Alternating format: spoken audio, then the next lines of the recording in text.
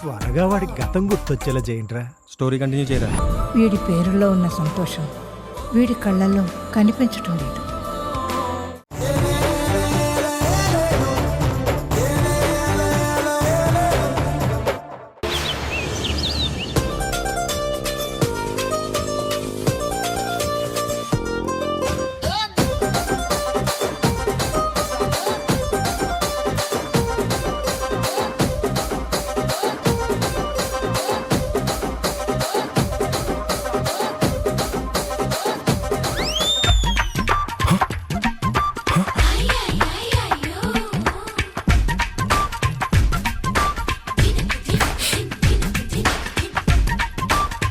Time 7 అయింది. నన్ను 6ంటికే లేపమని నిన్న రాత్రి స్లిప్లో రాసి నోటీస్ బోర్డులో పెట్టానుగా.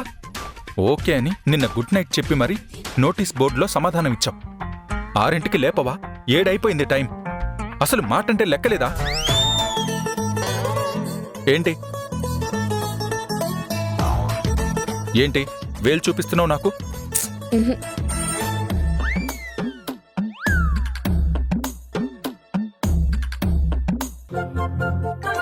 Good morning. టైము 6 గంటలైంది.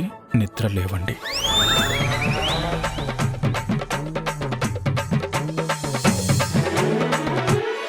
ఆరు గంటలకి నిద్ర లేపమంటే టైం 6 అయింది లేవండి అని స్లిప్ రాసి పెడతావా? నిద్రపోతున్న వాడికి ఎలా తెలుస్తుంది? అసలు ఏమనుకుంటున్నావు నువ్వు?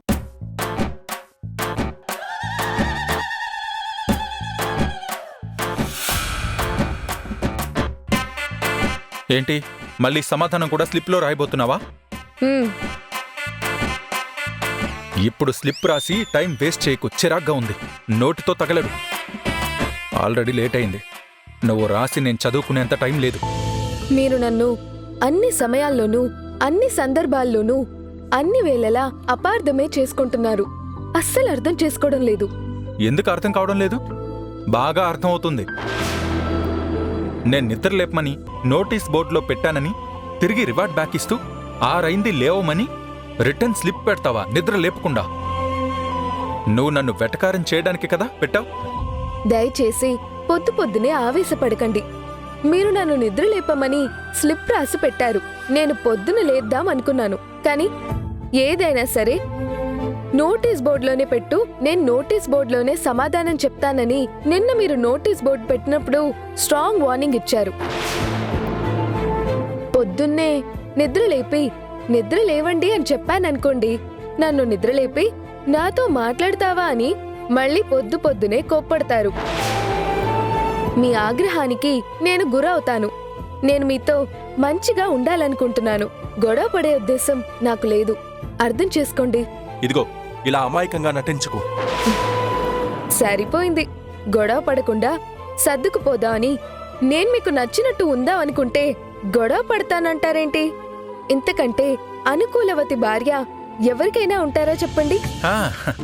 అనుకూల భార్య కాదు, అనుకూల శత్రువులా తయారయ్యావు. అవునులేండి, నన్ను శత్రువులాగే చూస్తున్నారుగా. ఇదిగో నేను నిన్ను శత్రువులా చూడట్లేదు. ఇద్దరి మధ్య శత్రుత్వం పెరిగిపోకూడదనే ఇది మెయింటైన్ చేస్తున్నా. సర్లేండి, అనవసరంగా బోర్డు మీద రాసి మిమ్మల్ని బాధ పెట్టా. ఇక నుంచి బోర్డు మీద రాయన్లేండి. మీతో ఏది చెప్పాలన్నా నోటితోనే చెప్తాను.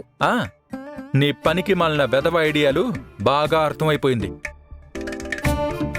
నన్ను నిద్ర లేపకుండా ఇలా బోర్డు మీద రాసి నన్ను టీస్ చేసి రెచ్చగొడితే నేను నీ కోపంతో బోర్డు పీకి పక్కకు పడేస్తాను. ఆ తర్వాత చచ్చినట్టు నేను మాట్లాడతాను.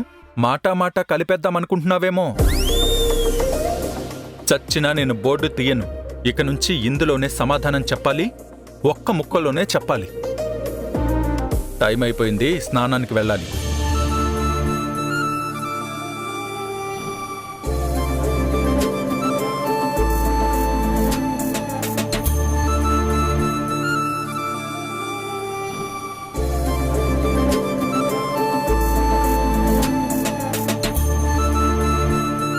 లోపల సబ్బైపోయింది. కాస్త సబ్బు తీసుకొస్తావా? నాకు వినపడదు. మీరు ఏం చెప్పదలుచుకున్నా నోటీస్ బోర్డు మీద రాయండి. చదువుకొని ఆ పని చేస్తా.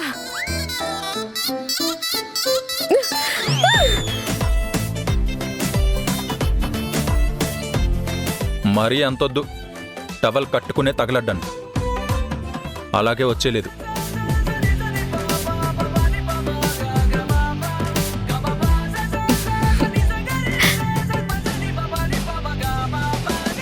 ఈటీవీ విన్ గుర్తుకొస్తున్నాయి గుర్తుకొస్తున్నాయి గుర్తుకొస్తున్నాయి.